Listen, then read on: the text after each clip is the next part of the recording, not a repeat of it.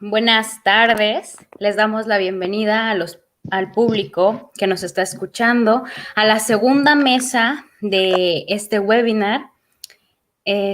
Por cuestiones de logística tuvimos que cambiar la mesa 3 para la mesa 2 y en este momento voy a presentar la mesa Alfabetización Disciplinar en la Universidad y fuera de ella.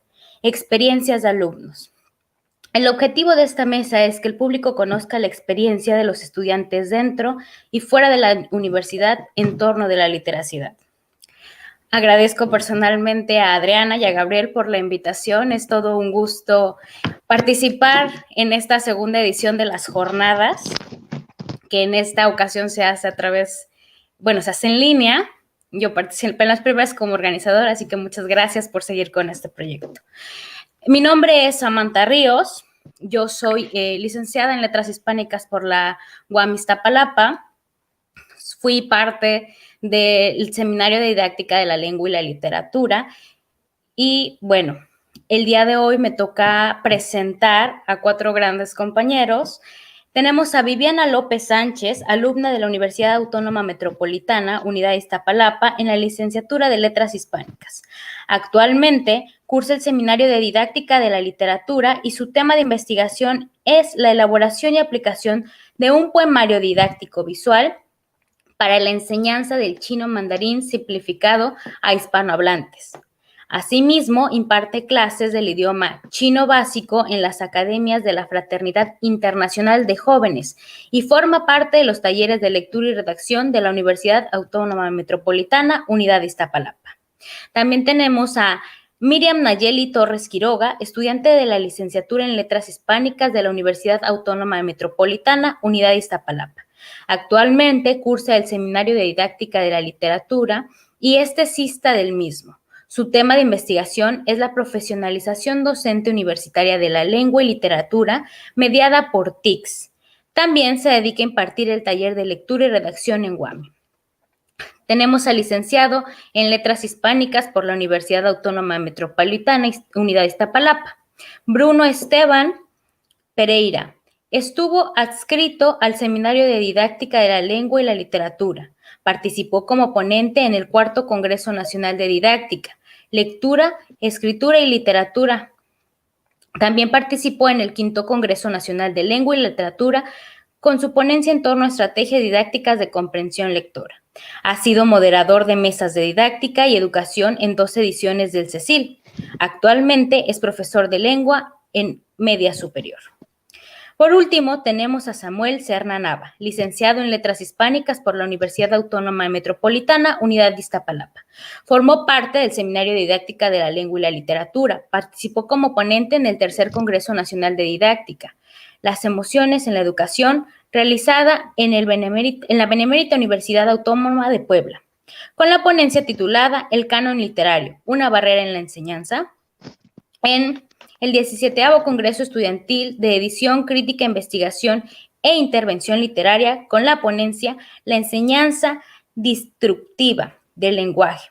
Y en el 3er Coloquio Nacional Palafoxiano de Estudiantes de Lingüística y Literatura con la ponencia Las inteligencias múltiples en la enseñanza de la lengua. Formó parte del comité organizador de la Semana de las Letras.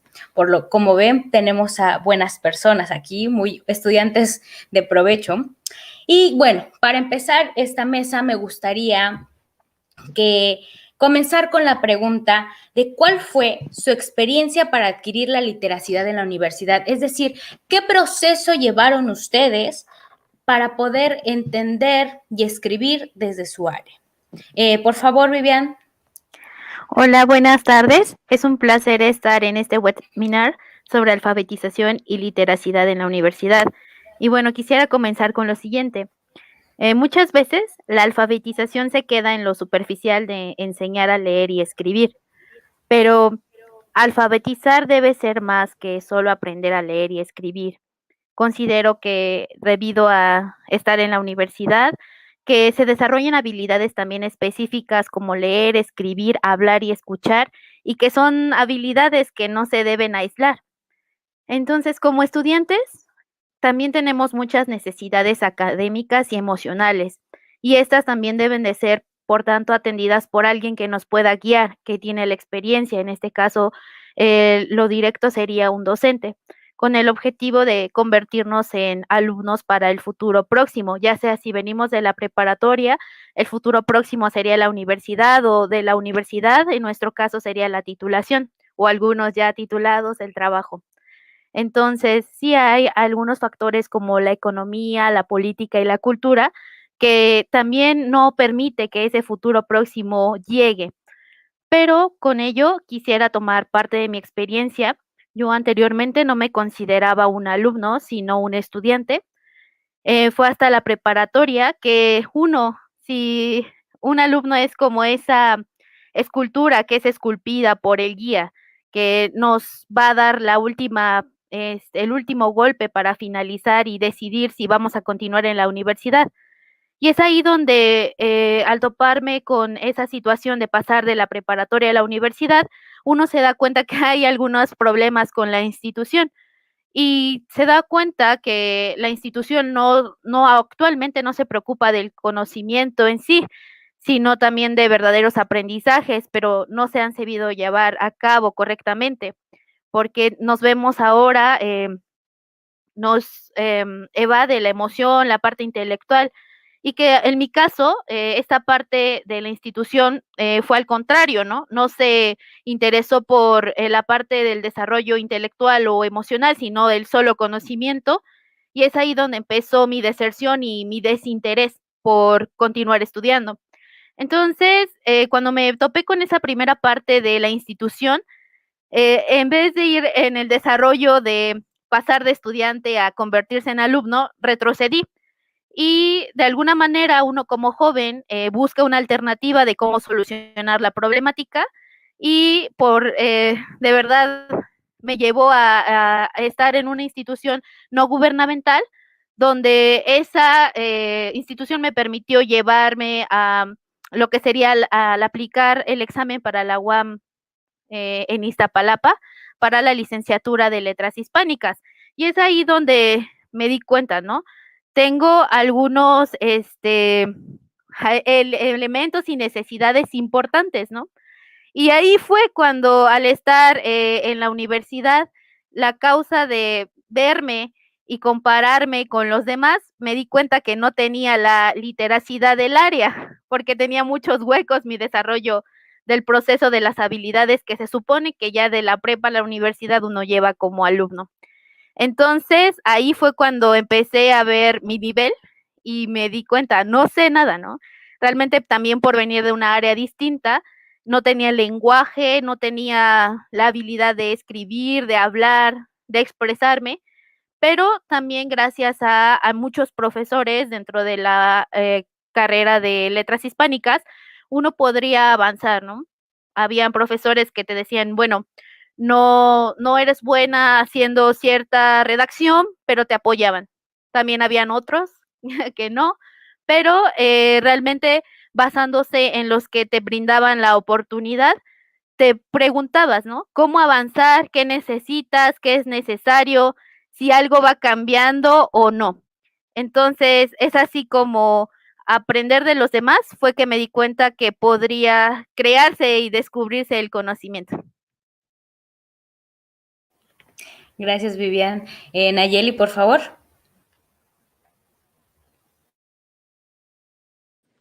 Buenas tardes a todos los que nos están viendo y quiero agradecer a los organizadores de este proyecto que muy amablemente nos invitaron, Adriana y Gabriel. Bueno, ahora contestaré la pregunta. Mi experiencia con la alfabetización dentro de la universidad ha sido un proceso de aprendizaje autónomo, porque claro, muchos de los estudiantes de letras hispánicas solemos ser un tanto solitarios, y esto aunado personalmente, digo, a la escasez de competencias y habilidades literarias y de lectoescritura en la licenciatura, no bastan con los conocimientos adquiridos en preparatoria. Por ello, el aprendizaje autónomo para comprender diversos temas ha sido primordial para mí. Y bueno, también ha sido una construcción persistente del ser estudiante o alumno, porque nos enfrentamos a las exigencias del mundo universitario.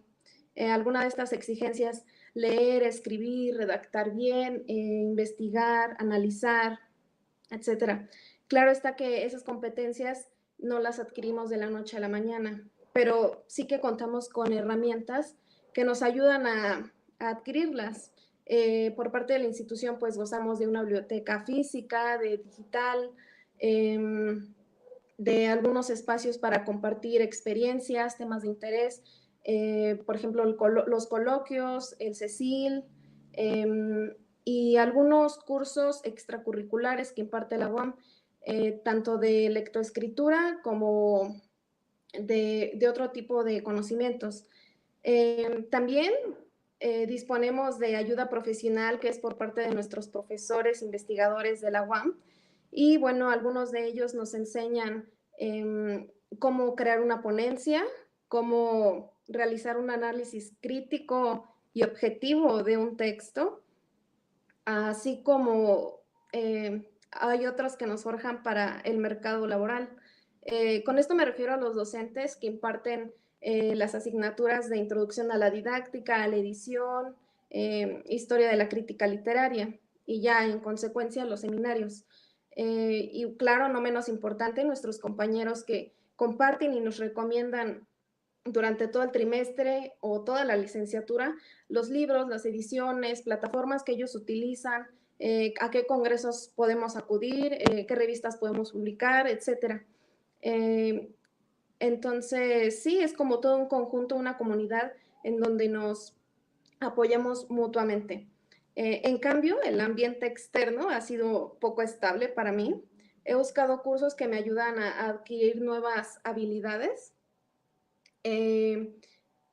Con esto quiero decir que busco la manera de adquirir otras destrezas, no solo en la literatura o en la lengua, sino en la edición o manejo de compiladores de textos, por ejemplo. Busco generalmente campos en los que me pueda desenvolver o contribuir a mi profesión. Algo así como un plan B, digamos. A menudo se piensa que la alfabetización es solo aprender a leer y escribir, pero también es transformarse a ser un buen profesional. Y bueno, en resumen, el proceso de alfabetización académica ha sido una constante búsqueda de soluciones y propuestas para cumplir con las aptitudes y destrezas que un licenciado o licenciada en letras hispánicas necesita dominar o disponer, más aún cuando se trata de alfabetizar a futuro. Pues se trata de un reto en constante evolución. Y bueno, finalmente, la profesionalización docente universitaria que recibimos, estoy segura que va a propiciar en un futuro a una mejor enseñanza de la literatura. Y bueno, al ser alfabetizados y al alcanzar un nivel de literacidad, somos más capaces de formular un nuevo panorama para la lengua y la literatura. Y de esta manera podemos romper con ese panorama o ambiente aburrido y tedioso que la mayoría percibe de nuestra área. Gracias, Nayeli. Bruno, por favor, ¿podrías contestarnos la pregunta? Sí, bueno, primera, muchísimas gracias a Adriana y a Gabriel. Es un honor y un placer estar aquí, con tanta gente tan importante sobre el tema. Y bueno, a mí me gustaría centrarme principalmente en el plan de estudios de letras hispánicas de la UAMI y la dinámica profesor-alumno, ¿no? Con esto en mente, yo creo que mi proceso de adquisición fue o ocurrió a saltos o al menos a grandes pasos, ¿no? Porque en primer lugar es ese salto gigantesco de entre media superior y la universidad, ¿no? Como lo decía Melanie en el ejemplo que ponía en la mesa anterior, la diferencia entre los alumnos de prepa y los historiadores al momento de leer un texto es brutal, ¿no? O sea, es una diferencia gigantesca. Y es incluso muy curioso porque, bueno, quizás le pasó a mis compañeros, a compañeros de la licenciatura, siempre te decían, ah, pues es que es literatura, vas a leer cuentos y poemas. Desde la primaria lees cuentos y poemas, ¿no? Y sí, o sea, principalmente nuestra formación alfabética se centró en leer novelas, en leer cuentos, en leer leyendas, en cosas muy relacionadas a literatura. Y aún con todo eso, llegamos a la universidad con muchas deficiencias para comprender y acercarnos a textos literarios, ¿no? Y ni hablar, obviamente, de los teóricos o de los de crítica literaria. Ahora, ¿qué pasaría con otras carreras como matemáticas, ciencias, antropología, por ejemplo, en el que la formación en primaria, secundaria y prepa para leer esos textos es casi nula, ¿no? O sea, yo recuerdo mi formación en esos periodos y era prácticamente leer novelas en la clase de lengua, ¿no? Y bueno, este sería como el primer gran salto, ¿no? Después hay un salto, quizás ya serían como saltos más pequeños, pero aún con todos son saltos, entre las clases, las primeras clases, conceptos, análisis de textos, talleres de lectura y redacción, y las que ya van abordando literaturas por épocas, ¿no? Literatura clásica, luego medieval, hasta el siglo XX y XXI. Luego hay otro gran salto, ya cuando entras al seminario, ¿no? Hay como que sí es totalmente distinto, ya tienes que aplicar cosas mucho más complicadas, bueno, ya estás empezando a hacer tu tesis, ¿no? Y ahora, dependiendo de la labor docente, y aquí entro con lo de la dinámica, profesor-alumno, dependiendo de esta labor docente, va a ser más o menos fácil que el alumno adquiera la literacidad, ¿no? Porque, bueno, al final la forma en que el profesor lo aborde, pues va a depender de si el alumno adquiere las herramientas o simplemente se priva de ellas, ¿no? Y es que esto es importante porque, bueno, así como fuimos arrastrando cosas o incomprensiones a lo largo de la prepa y la secundaria, así igual podemos ir arrastrando dudas, cuestionamientos, preguntas que no son respondidas a lo largo de los 4 o 5 años de licenciatura, ¿no? Y que bueno, ya llega, sí, llega el momento en el que te das cuenta de todos estos deficiencias, atrasos que tuviste hasta que sales al campo laboral o ya empiezas a ir a ponencias, etcétera, ¿no? Y bueno, si si el profesor, que yo sé que es muy difícil que el profesor pueda tener las, no quiero llamarlo herramientas necesarias, pero sí al menos la noción de que venimos con ciertos retrasos que podrían mejorar nuestras deficiencias, bueno, no siempre se toman mucho en consideración. Simplemente ya para terminar pondré el ejemplo para hablar un poco del currículum. Como ocurre en talleres de lectura y redacción, que bueno, al final se hizo un cambio en el currículum y todas las materias que englobaban cuestiones lingüísticas se encerraron, por así llamarlo, en el taller de lectura y redacción. Y bueno, aquí podría ser el momento en el que todas esas deficiencias, donde podríamos dar el gran salto, no ocurren, bueno, deberían ocurrir, pero por el profesor que quizás, o también el alumno, que no se toma tan en serio esta UEA, bueno, aquí no podemos solventar esas deficiencias, ¿no? Y bueno, sería todo, gracias. Muchas gracias, Bruno. Por favor, Samuel, apóyanos con tu respuesta. Ok, y bueno, muchas gracias por invitarme. Como bien señalaron mis compañeros, yo creo que nuestra experiencia en la universidad está muy marcada por la educación en la media superior. Yo, en mi caso, no tuve literatura, no vi cuentos, no vi poemas, nada de eso lo vi en la preparatoria.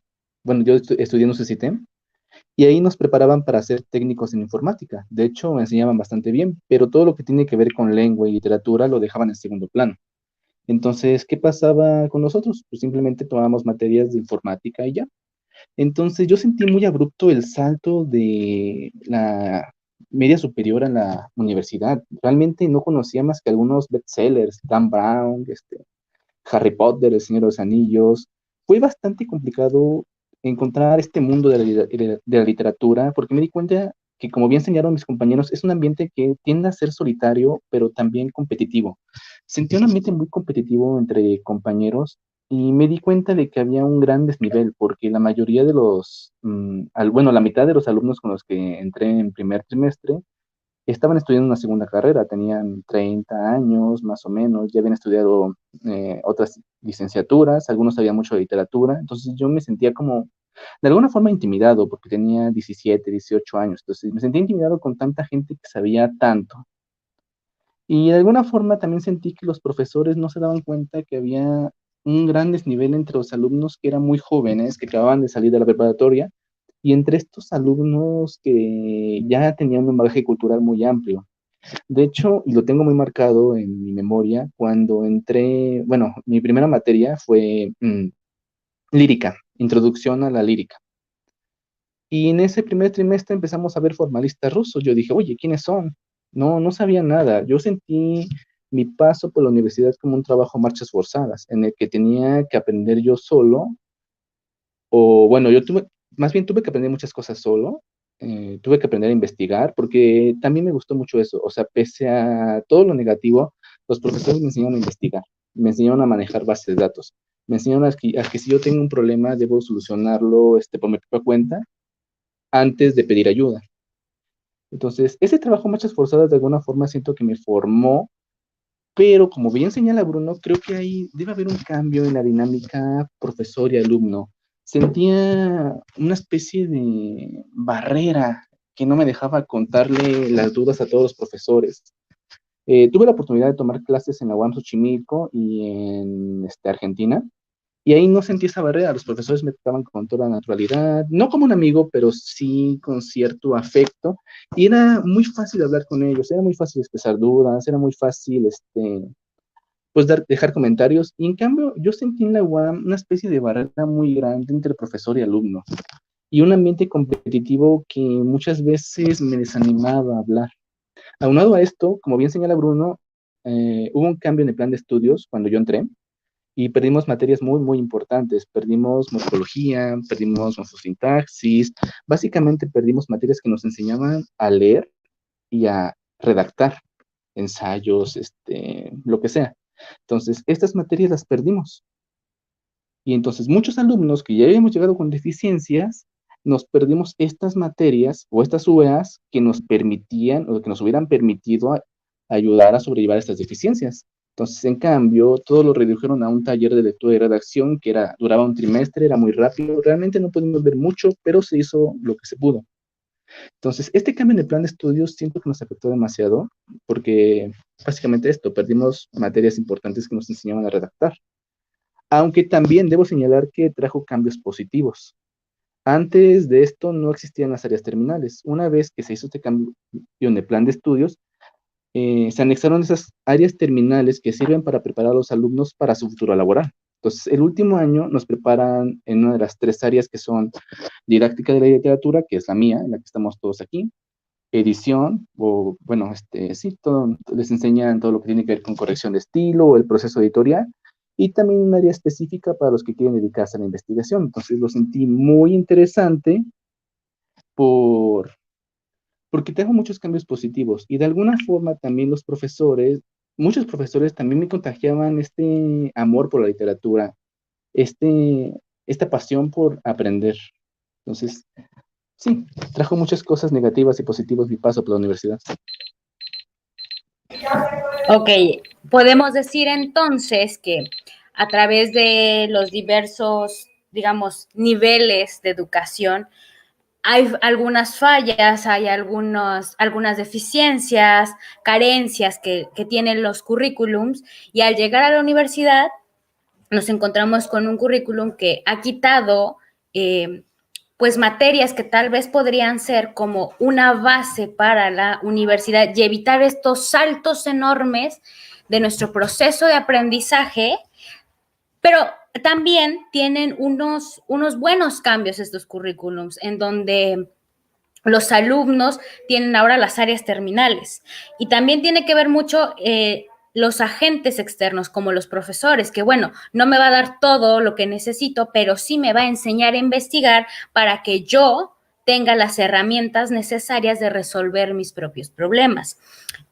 En este sentido, me gustaría saber, principalmente en esto último, relación profesor-alumno, ¿qué cambios hacen ustedes como ¿O qué cambios notan ustedes en ustedes mismos al pasar de alumno a profesor? ¿Qué cambios hacen ustedes? Viviana, por favor. Ok, sí, realmente, actualmente, debido a ser parte del seminario de didáctica de la literatura con la maestra Adriana, me ha llevado a cambiar mi perspectiva, porque uno se puede dar cuenta que es complejo. O sea, ser alumno, bueno, primero pasar de estudiante a alumno, que a uno madura, es alumno, y después toparse con ser futuros docentes y ver las perspectivas de objetivos, cumplirlos y que no todos los alumnos tienen las mismas capacidades y hay que desarrollar habilidades. Entonces ahí en el seminario me di cuenta que en la institución sí tenía una falla y que también esto se ve que hay docentes que se ven obligados y no tienen opción y tienen que enseñar. Pero también hay docentes que consideran la docencia como un objetivo para convertir al otro.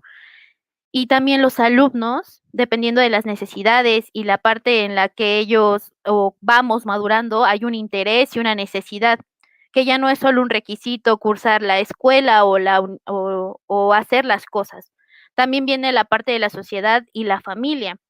Entonces ahí fue donde me topé cuando estábamos en el seminario, que realmente cambia tu perspectiva. Te das cuenta que hay muchas necesidades a desarrollar y que también es donde se ve la división entre el que se cree docente y realmente encuentra las técnicas, estrategias para poder cumplir los objetivos en los alumnos. Y es lo que realmente de una mala experiencia ahora estar en el seminario me hace pensar de diferente forma y también quisiera enseñarle a alguien o a muchos jóvenes que de otra manera, ¿no?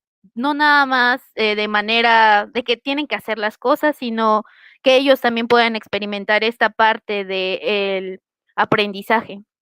Y sí, realmente es porque la parte del seminario de didáctica en la universidad y más en la parte de literatura nos lleva a ver que hay varias cosas que hay que desarrollar. No es tan fácil cumplir los objetivos de enseñar a escribir, a leer y que no podemos tener en la mente también ahora, si soy docente, no puedo tener en mente un alumno perfecto, ni tampoco que debe de ser de cierta forma, sino tratar de tener esa comunicación, ya lo había dicho Sam, respecto a que tenemos que ver al otro. Lo más importante es esa parte también, considerar al otro. Si soy alumno, considerarme qué tipo de alumno soy.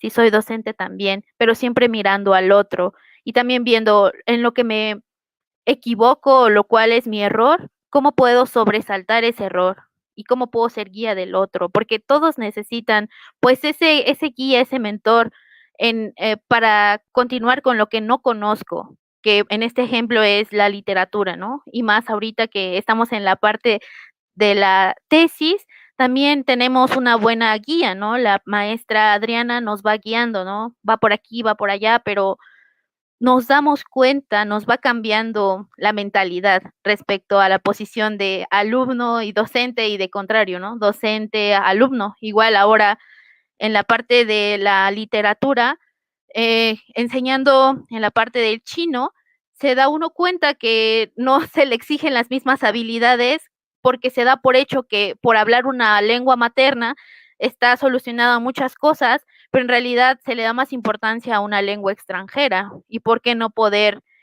combinar las dos para desarrollar las habilidades de una y aprender la otra? Entonces, de esa manera fue como puedo ver de diferente manera lo que es ser alumno a docente. Muchas gracias, Vivian. Por favor, Nayeli.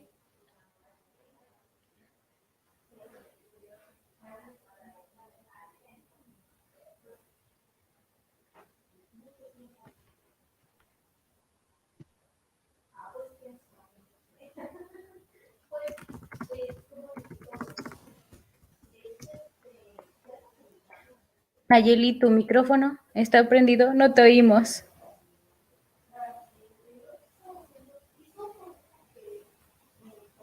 No.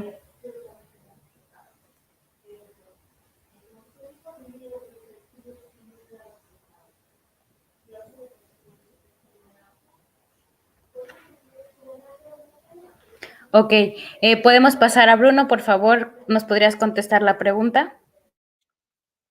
Sí, bueno, solo para terminar, algo que quería decir en la pregunta pasada, pero que la cosa que hayan quitado estas UEAs, que al parecer van a volver, esperemos que sí, porque son muy importantes, es que el profesor tiene que quitar tiempo de su materia de su EA en 3 meses, que es muy corto, para darnos clases de cómo investigar, de cómo leer y de cómo escribir.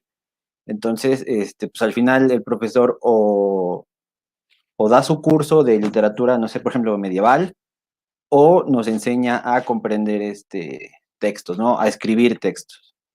Y bueno, y con esto de que decía Viviana, de que cómo ves al alumno, o sea, cómo te ves a ti siendo alumno y ahora cómo nos vemos siendo profesores, creo que ese binomio funciona, o sea, ese binomio profesor-alumno funciona como un espejo, ¿no?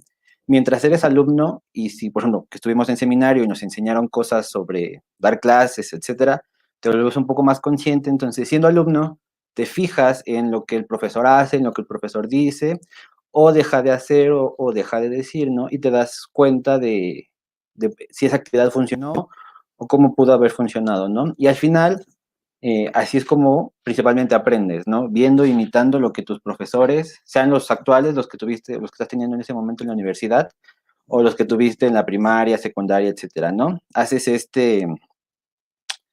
pues sí, como esta concientización de qué está bien y qué está mal en una práctica, y obviamente pues tratas de imitar lo bueno, ¿no?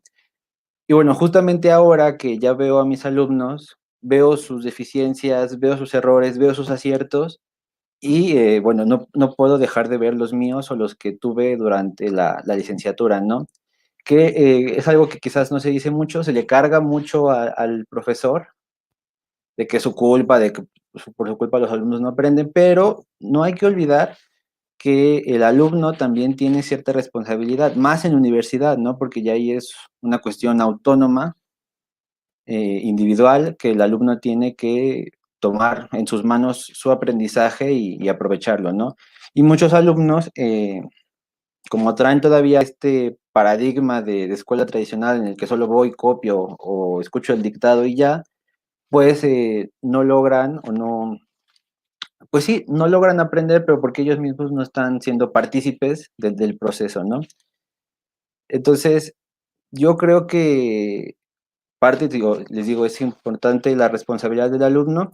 Y bueno, ya siendo profesor también, pues te das cuenta si de las deficiencias y lo complicado que es que un profesor tenga que dar, o profesora tenga que dar temas que quizás pudieron haberse visto en primaria o en secundaria, y tienes que estar como haciendo una regularización constante.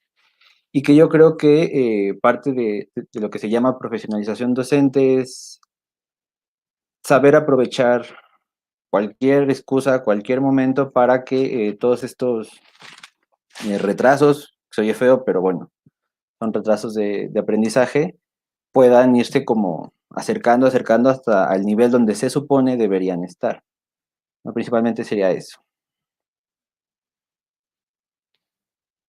Muchas gracias. Nayeli, por favor. ¿Sí? Bueno. Sí. No sé si se escuchó desde un principio lo que decía, pero bueno, vuelvo a retomar la idea. Y quería explicar mi experiencia diferenciando esa transición, ¿no? De profesor a alumno, de alumno a profesor. Y bueno, decía que aunque pareciera que esta transición ha iniciado con clases como didáctica de la literatura o el seminario, en realidad ha iniciado desde mi vida escolar, desde la educación básica, por ejemplo, porque desde niña me ha gustado, no sé, jugar a la maestra, ¿no? Aunque a los demás alumnos, aunque a los demás niños les pareciera aburrido. Y bueno, durante mi estancia básica y media superior he recopilado, digamos, genuinamente esas nociones pedagógicas de mis profesores. Ya en la universidad, la vocación se convirtió en un hecho y tuve la fortuna de cursar Introducción a la Didáctica de la Literatura con la maestra Adriana. Y bueno, ya en dicha asignatura cambió mi perspectiva del quehacer docente. Yo entré con esa normalización de la escuela tradicional, en donde el profesor solo se paraba, dictaba, pedía un resumen y punto, ¿no? En esta materia pues cambió, ¿no? Supe que la escuela no era tan mala como todos decían, sabía que pasar al pizarrón no era un castigo y sabía que las tareas no eran tampoco un pesar para los alumnos, para nosotros. Y bueno, esta transición ha sido siempre acompañada por el ojo crítico y digamos, ese pensamiento de que algo ya cambió en nosotros.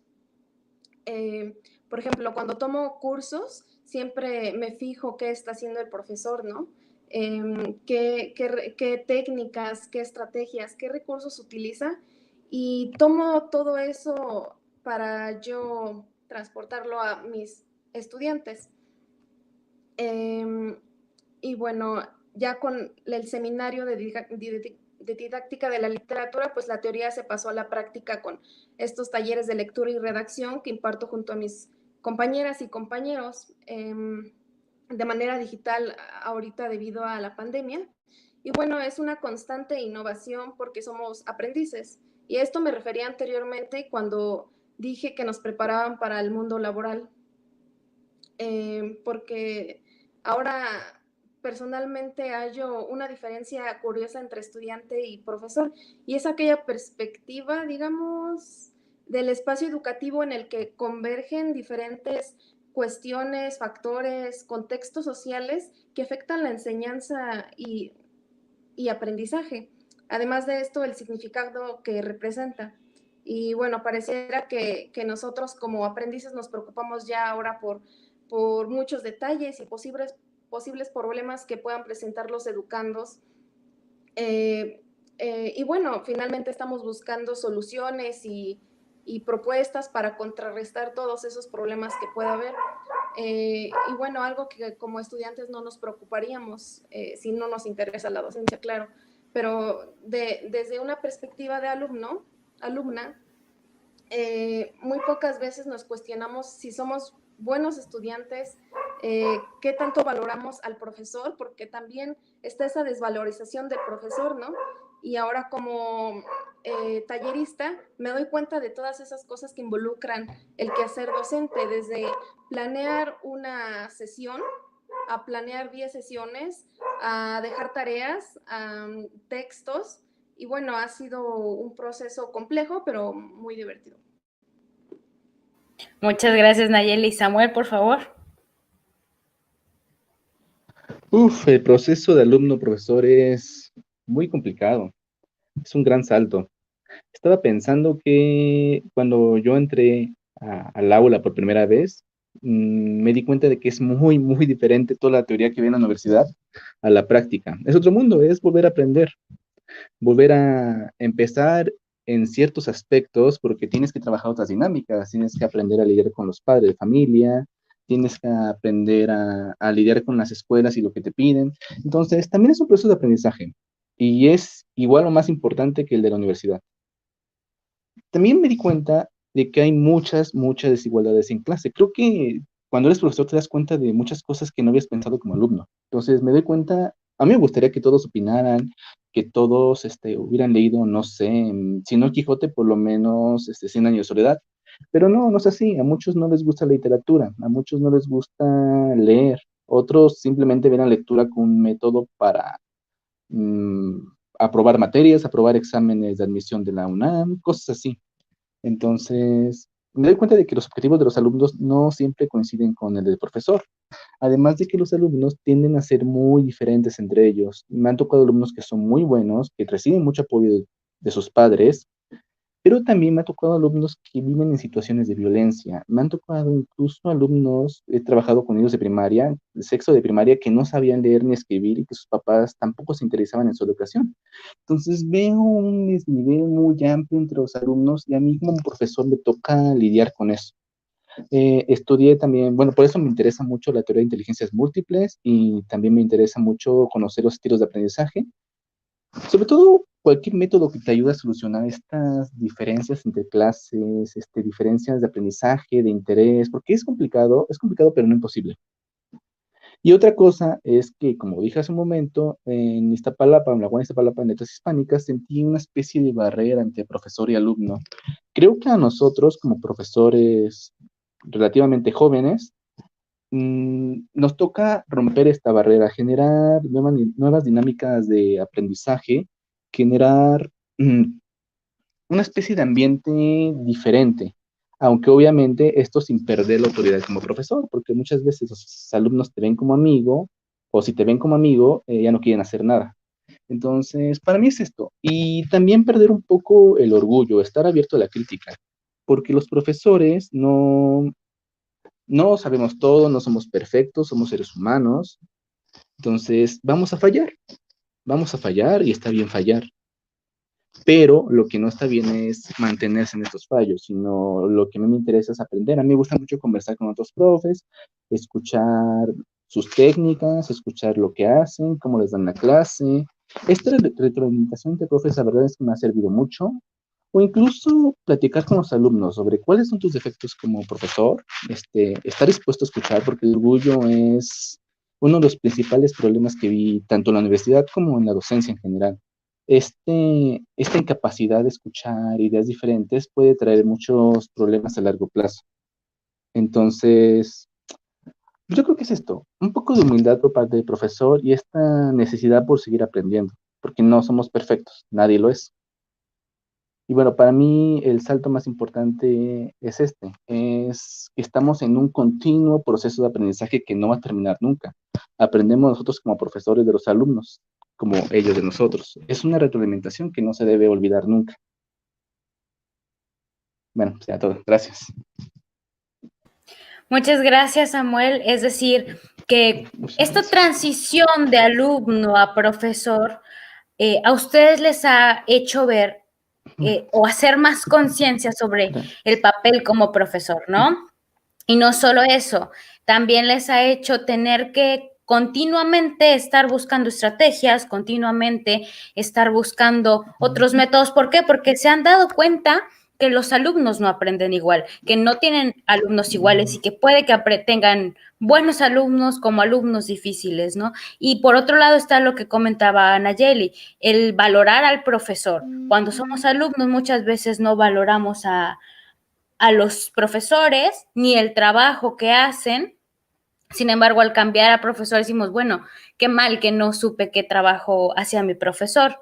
Por otro lado, también tomar a otros profesores que nos den un ejemplo de cómo hacer nuestro trabajo.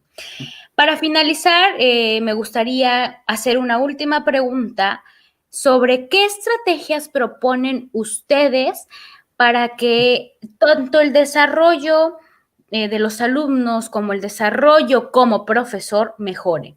Viviana, por favor. Aquí, en primera instancia, mi sugerencia es que, por mi experiencia, que el alumno también baje esa parte de poder escuchar al docente primeramente y aprender.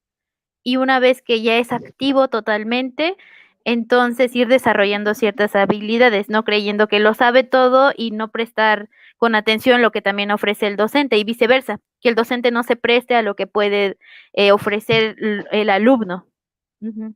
Sí, bueno, a eso yo sumo que el docente debe proporcionar un ambiente adecuado, ¿no? Para no caer en el equívoco prejuicio de literatura aburrida y enseñarla sin morir en el intento. Ya sabemos que estos ambientes y la actitud del profesor sí influencia mucho en el aula, la participación de los alumnos y su desempeño. Y por parte del alumno creo que debe siempre ejercer esa metacognición de lo que hace, por qué lo hace, con qué fin, etcétera. Y bueno, creo que de esta manera se puede hacer un buen dúo, una buena pareja alumno-profesor.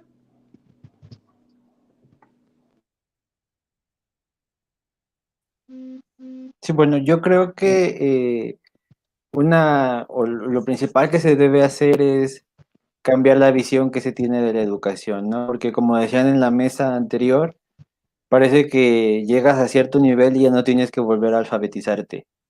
Cuando no, o sea, realmente es estar constantemente, como decía ahorita Samuel, tienes que estar constantemente reaprendiendo y aprendiendo cosas, ¿no? Entonces, yo creo que lo mejor sería eso, cambiar la visión que se tiene, como de que llegas a un nivel y hasta allí, y que cambiarla por esta renovación constante, tanto del profesor, que entienda que los alumnos tienen que aprender y reaprender constantemente, y también del alumno, ¿no? Que asuma su responsabilidad de tomar su aprendizaje en sus manos y seguir avanzando, ¿no?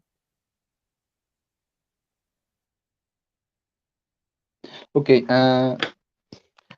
yo creo que lo más importante, bueno, no hay algo más importante, porque son muchas cosas. En primer lugar, establecer una comunicación, establecer una relación de confianza entre alumno y profesor, que ellos sean capaces de contarte sus dudas, que ellos sean capaces de eso, de aprender.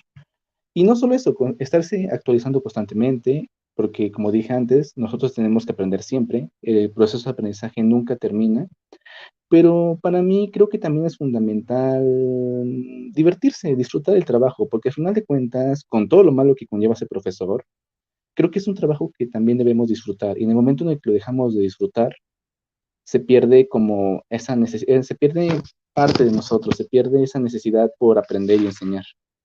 Entonces creo que es un trabajo que nosotros también debemos disfrutar. Yo Muchas añadiría gracias. una cosa, una última cosa añadiría, que es súper importante para el profesor la profesionalización, que es un ejercicio que se hace durante toda la estancia de ser profesor, entonces igual no dejar de lado que los profesores acudan a cursos o investiguen estrategias, nuevos modelos, etcétera. Muy bien, muchas gracias. Y para finalizar, Viviana, en los comentarios tenemos una pregunta para ti. ¿Consideras que la función o actividad como alumno es una situación pasiva? Aquí, respecto a, hay tres partes. Ser estudiante se es cuando no se conoce en totalidad todo y necesita 100% a alguien que lo esté guiando. No es actividad total, sí hay una pasividad, pero es por eso que cuando se desarrollan, considero que se desarrollan ciertos aprendizajes, es cuando se va perfilando al estudiante alumno, y es el alumno el que es activo, porque ya es independiente, autónomo, ya tiene mayor crítica, puede tener o se desarrollan en él muchas habilidades. Entonces, alumno, considero que alumno es el que se va haciendo poco a poco, pero sí es activo totalmente, y el estudiante es un poco pasivo respecto a que no conoce todo en su totalidad. Y después de hay un alumno profesional que al fin y al cabo todos, hasta el mismo docente, se convierte en alumno toda la vida, porque no lo conoce todo, pero sí ya tiene desarrolladas ciertas habilidades que le permiten conocer aún más, pero ya no es pasivo, sino ya tiene crítica respecto al aprendizaje. Ujú. Muchas gracias, Viviana. Bueno, yo creo que esta plática fue muy rica y que podemos rescatar tres líneas. Por un lado, hay problemas en cuanto al sistema, en cuanto a los currículums, que a veces dejan vacíos para los alumnos, que los alumnos se van con rezagos académicos desde los primeros niveles, el nivel básico, los niveles de media superior, y al llegar al superior llegan con muchas deficiencias. Creo que posterior a ello tenemos al docente como una persona que nos ayuda a seguir aprendiendo sobre la lectura, sobre la escritura, y que en otros casos no nos ayuda tanto, ya sea porque no conoce las herramientas, porque está enseñando como a él le enseñaron a dar clases, o como él aprendió. Y entonces viene la necesidad de una capacitación constante por parte del profesor, una propuesta de capacitar constantemente a todo tipo de profesor en todas las áreas. Y finalmente tenemos al alumno, un alumno que tiene que ser más consciente de su proceso de aprendizaje, un alumno que necesita también ser consciente del trabajo del profesor, que debe de valorar más al profesor y que también no tiene que ser pasivo, sino que tiene que volverse activo en cuanto a su aprendizaje. Es decir, no esperar a que el profesor le dé todo, sino que él también investigue por su parte.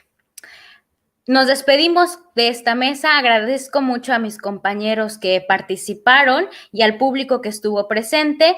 Hay una siguiente y última mesa. Por favor, no dejen de verla y el link está en los comentarios. Muchas gracias por todo.